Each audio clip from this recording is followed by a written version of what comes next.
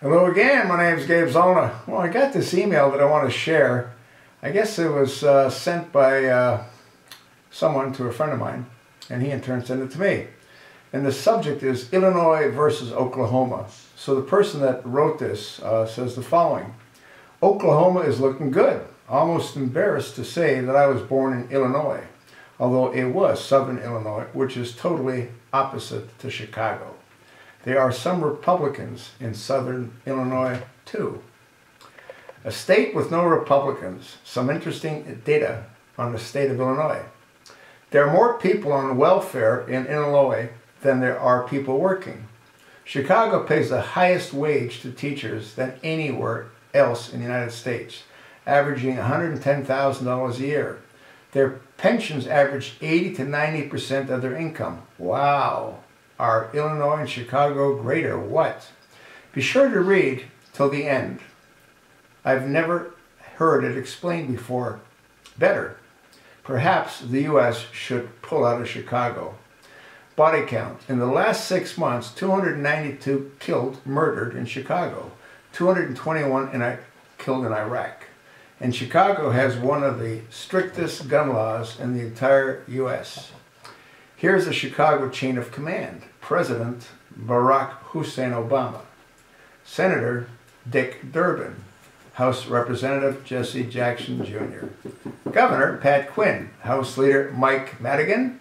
Attorney General Lisa Madigan, daughter of Mike. Mayor Rahm Emanuel.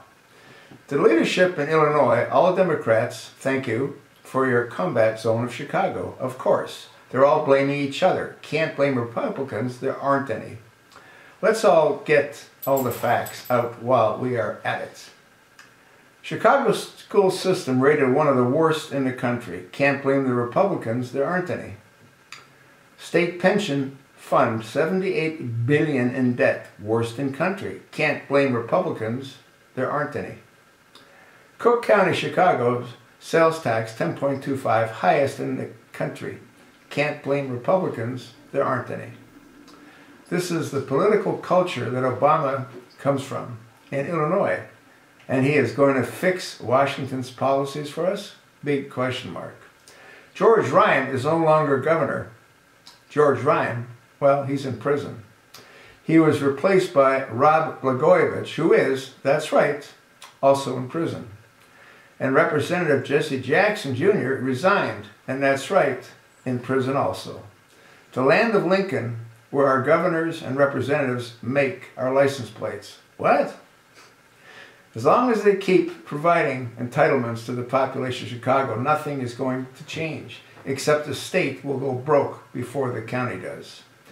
Anybody who thinks he can be happy and prosperous by letting the government take care of them better take a closer look at the American Indian.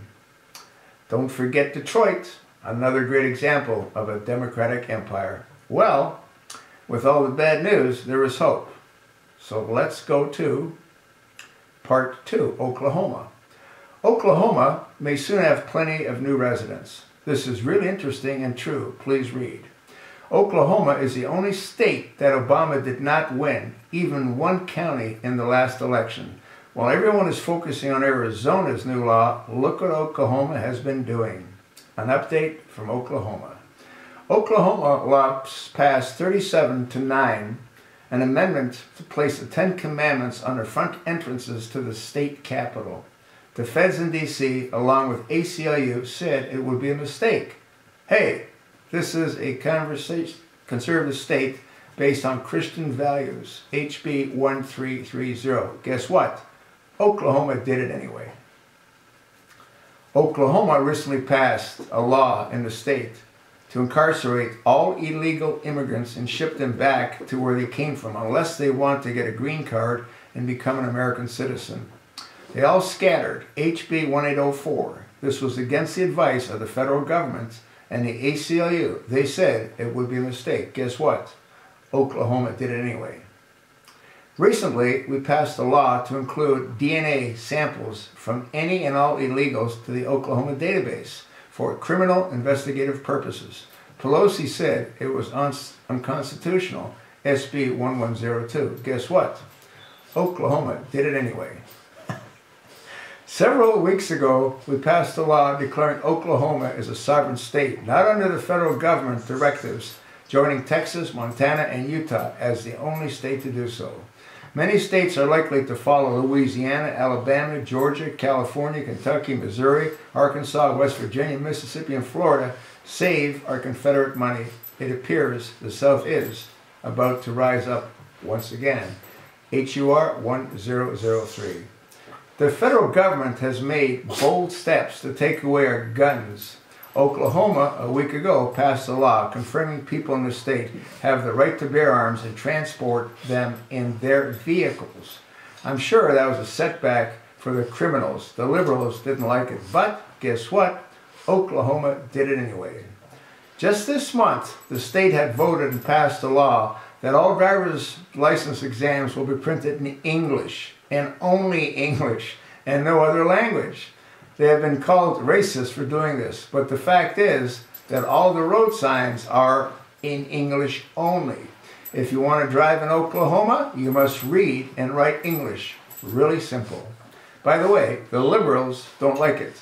Any of us either. Guess what? Who cares? Oklahoma is doing it anyway. If you like it, pass it along. If you don't, then delete it. Thanks. Guess what the people I'm sending this to will send it on? Well, at least the ones who love and believe in freedom will. Freedom is never more than one generation away from extinction. We didn't pass it to our children in the bloodstreams. It must be fought for, protected, and handed on for them to do the same. Guess who said that? Ronald Reagan. I love it when they said, and guess what? Oklahoma did it anyway. Great article. If you like it, pass it along. I sure as heck enjoyed it.